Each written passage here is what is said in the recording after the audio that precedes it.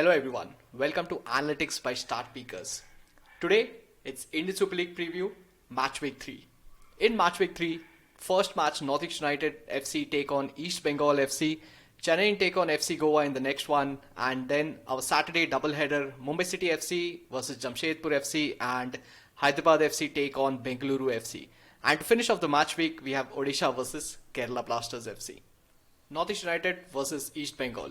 Let's have a look at the points table first. In the actual and the expected points table, both of them lie at the bottom of the table and desperately need a win in this one. Shooting and scoring. Northeast United have a lot of shots from inside the box, but absolutely no goals scored so far. East Bengal have hardly taken shots from inside the box. All of their efforts mostly are from outside the box. That is what will need to change in this particular match. Right, both the teams lie very much in the low scoring and the low threat area. That is, the goal threat created is very low by both these teams. But if you see the quality of threat created, that is quite high, at least above average for East Bengal and somewhere around the average line for Northeast United FC. Right, so that is actually a positive sign for both the teams. The only thing left to do is score goals and win a match. Even if you see the rankings in terms of this season, pretty much in scoring across threat and shots, both the teams are at the very bottom of it. Passing and creativity. Both teams have very low attempts of passing in the first two matches and very low accuracy. Only Jamshedpur FC joined them in this particular quadrant right here. And they also have very low key passes, right? This is actually a very important factor here. They need to increase this. It's okay if you're a low passing team, that's fine. But if you have less key passes, then your team is in real trouble. If you see the passing rankings also, both teams are very much at the bottom of attempted passes and also key passes. Whereas in crossing, they are actually somewhere around mid-table, where Northeast United are slightly more of a crossing team than East Bengal FC. Defensive prowess. If you see the likes of Bengaluru FC and Jamshedpur also have very low possession as compared to others, but they have high number of interceptions. Right? If you're being a defensive team, the number of interceptions in this area is not just acceptable. And they are also very much high on fouling and very indisciplined also. That is, they have a lot of cards as compared to the other teams and the average of the other teams also. So that is one factor.